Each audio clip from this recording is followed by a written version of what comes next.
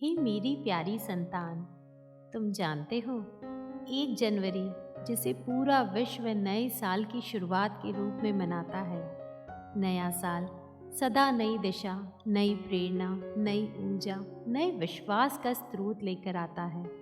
मैं चाहती हूँ तुम भी यह दिन अपने अंदर नई उमंग, नए उत्साह, नई प्रेरणा, नए आदर्श, नई योजना के साथ मनाओ। इसलिए आज मैं तुम्हें हमारे देश के महान गणितज्ञ और भौतिक वैज्ञानिक सत्येंद्र नाथ बोस के बारे में बताऊंगी। उनका जन्म 1 जनवरी 1894 को कोलकाता में हुआ था। उनके बारे में बताया जाता है कि वे बचपन से ही बड़े प्रखर प्रतिभाशाली थे। उन्हें गणित, रसायन विज्ञान, भौतिक विज्ञान, अध्यात्म सभी पसंद थे। वे अपनी सारी परीक्षाओं में अव्वल आते। और तो और एक बार उन्हें गणित में 100 में से 110 नंबर मिले। उनके अध्यापक ने उनकी कॉपी पर नोट लिखा कि यह एक दिन बहुत बड़ा गणितज्ञ बनेगा, जो आगे चलकर पूर्णतः सत्य हुआ। उन्होंने अपनी पढ़ाई पूरी करने पर अपना कार्यक्षेत्र विज्ञान को चुना। कोलकाता विश्वविद्यालय में पढ़ाने लगे।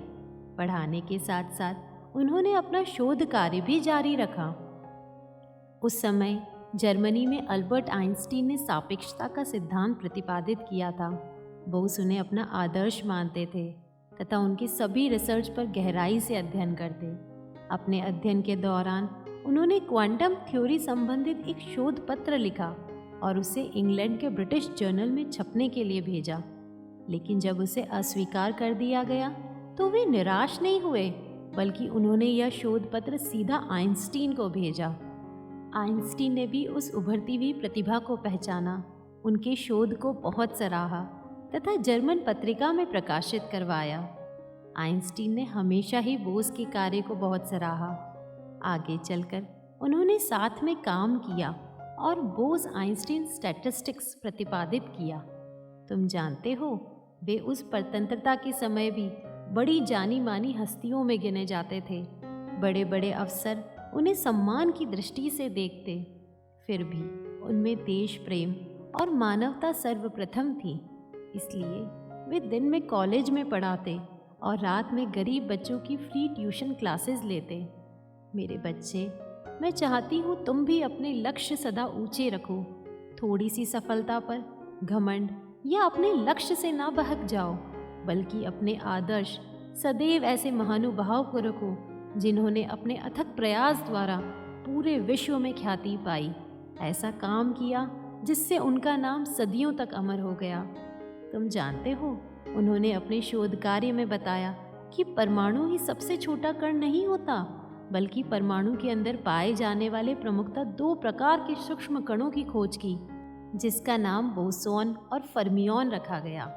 आप जानते हो, इस सूक्ष्म कण का नाम बोसोन रखने के पीछे एस.एन. बोस को भौतिक विज्ञान में अभूतपूर्व योगदान का सम्मान देना ही था।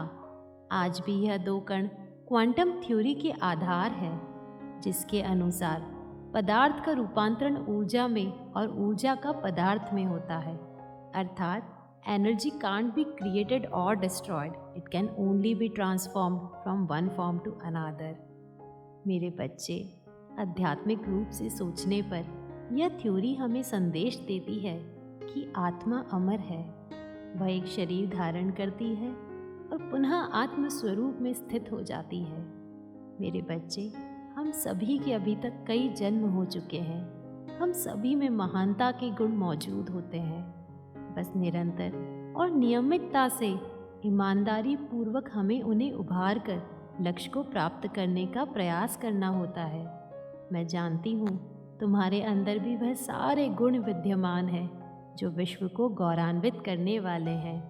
किसी भी राष्ट्र की सच्ची संपत्ति ऐसे ही महान व्यक्तित्व होते हैं। मैं चाहती हूँ मेरी संतान भी ऐसी दिव्य संतान बने जिस पर संपूर्ण मानव जाति को गर्व हो। अपने महान कृत्यों द्वारा तुम अपने परम लक्ष्य को प्राप्त करो। इन्हीं शुभ भावना और प्रार्थनाओं के साथ मैं आज अपनी बात को विराम देती हूँ।